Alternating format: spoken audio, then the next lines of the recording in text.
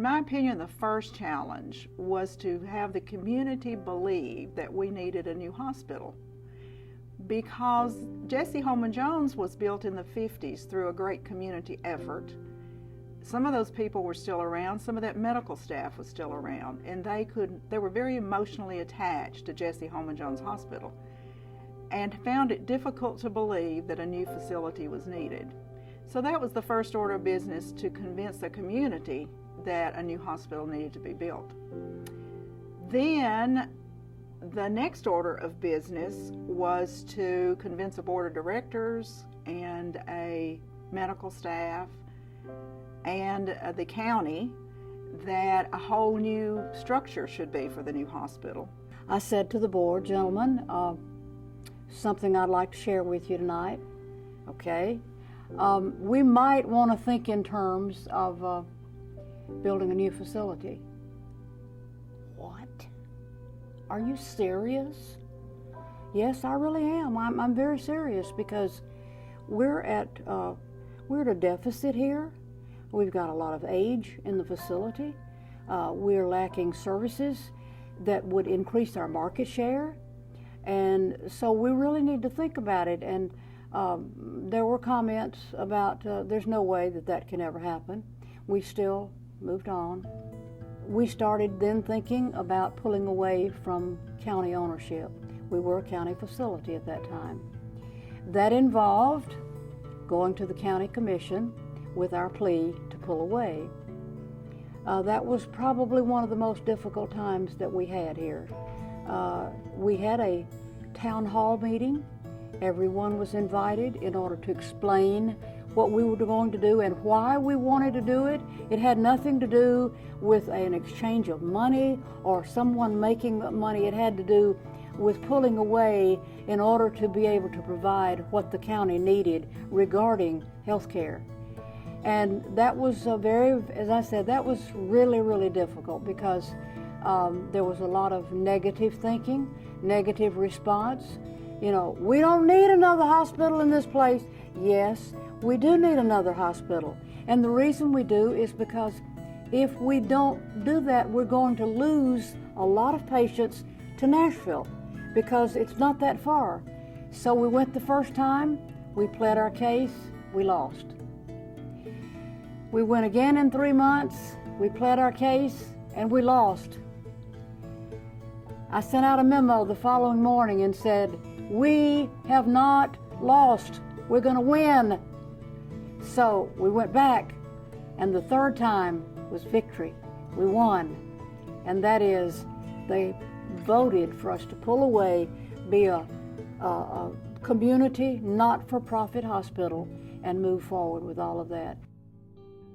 To get belief by the staff, we talked about all the things we couldn't do in our landlocked facility. We made aerial pictures to show that you can't add on. There's not enough parking. There's not a space for a medical office building. We had a cath lab in the parking lot. We had a CT scan moved out on the outside of the building, an MRI on the outside of the building. The things that we were adding in were in the parking lot, not in the facility. We pointed all these things out to our own people and to our community that we needed to think about moving to a new facility. We realized that the momentum was growing. I went anywhere in the county that I was allowed to go. I'd go to a little church for a dinner. I'd go to the Rotary Club. I would go anywhere in order to tell our story, because anything that involves that much change involves education. And we did that. We were well received in some areas. In some areas, no. My goal was to say, we're here. We've been providing health care in Robertson County for all these years, but we're lacking in our capabilities. And therefore, we're looking at the possibility of, number one, pulling away, two, adding services, which we were adding services at that time, but we need it to be all on one campus. And we're asking for your support so that you won't have to drive to Nashville to get your health care. If it's here and it's good and we've got good doctors, then you don't have to worry. You can come to the hospital in Robertson County. And so we just every day we worked so hard, and every day we tried very, very hard to convince the community that we were here to stay and that we wanted a new hospital. And so one day, Dee Reed, who was one of our board members, he called and said, "I want to take you somewhere and show you something." And so we drove out to this property, and we were in his truck and we were going through the weeds and everything, but the lay of the land was beautiful. The rolling areas, the flat areas, the greenery, it was, I said, "Dee, this is it. We found it." So we came back several times. It just fit so well. After buying the land, which was 47 acres on the property where we are, we knew that we had to have certain things done, core drilling, testing the soil, testing the lay of the land, all of the things that have to be done to find out if this property is where it can have a hospital built on it. We began to look at fundraising. How are we going to pay for this hospital? So we brought a fundraiser in. Then we looked at bond issues, and that was the point at which we started making decisions about that. That was the time at which it took quite a long time between buying the land, coming up with the funding, and really breaking ground for NorthCrest Medical Center. On groundbreaking day, there was so much excitement because we were going to start on this new facility. And the mood was so up. There was a huge crowd of people out there. Volunteers came, and the medical staff came, and the employees that could get there came. And it may have been the first moment that there was 100% belief we are really going to build a hospital. We engaged then the services of Syntex Rogers Construction Company for what we call pre-construction services. It was so interesting and reflecting back to some of the department heads and physicians, and we told them this, dream, do whatever you think of. There's no limit. For example, if you go upstairs, as you come into the emergency department, there was sort of a secret hallway. It wasn't really secret, it just wasn't visible to the rest of the world, so that patients could move about in that environment without being seen by folks in the waiting room or other patients or what have you. So there could be some real confidentiality associated for the first time in years and years and years associated with a patient going to the emergency department. It doesn't sound like much, and it's an expectation, it's a standard today, but in those days that was writing the standard. It made a big difference. So then the building started. At this point, we're all watching this building come up out of the ground, and the minute that we could put people over here safely, the tours started.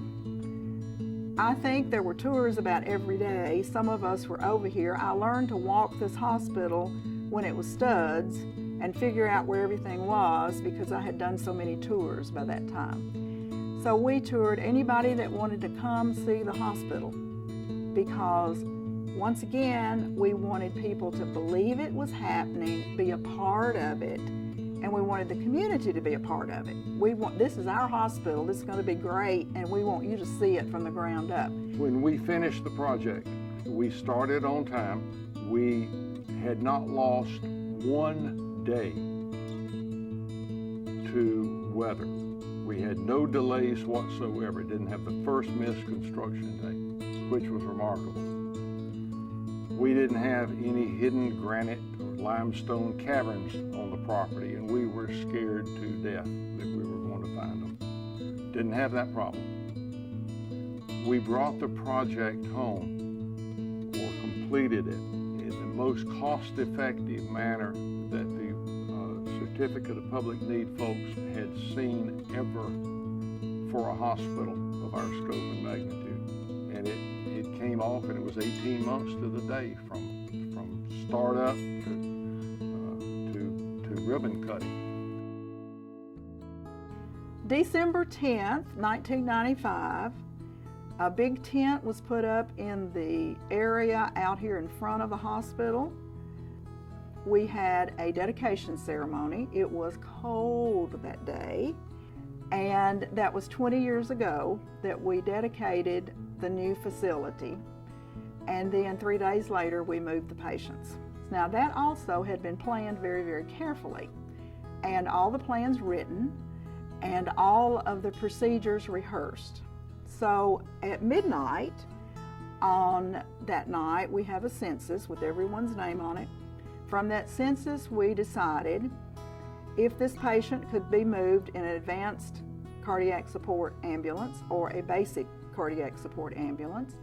The ambulance service was ready with the extra ambulances. The law enforcement was ready to let us go through town.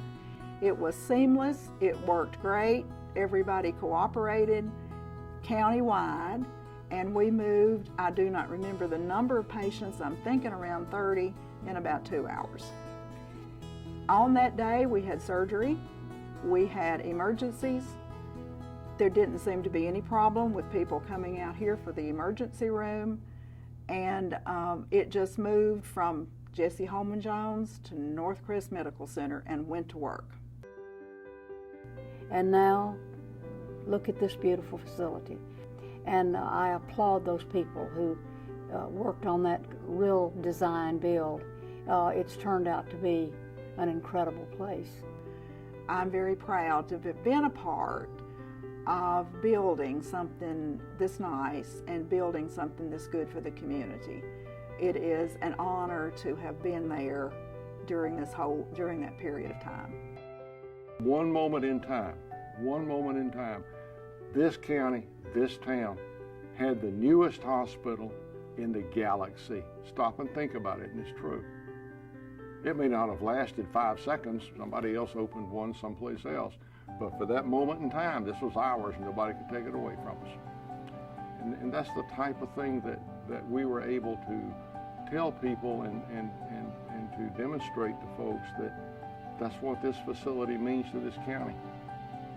For a moment in time, this is the best there is, and you can't get any better.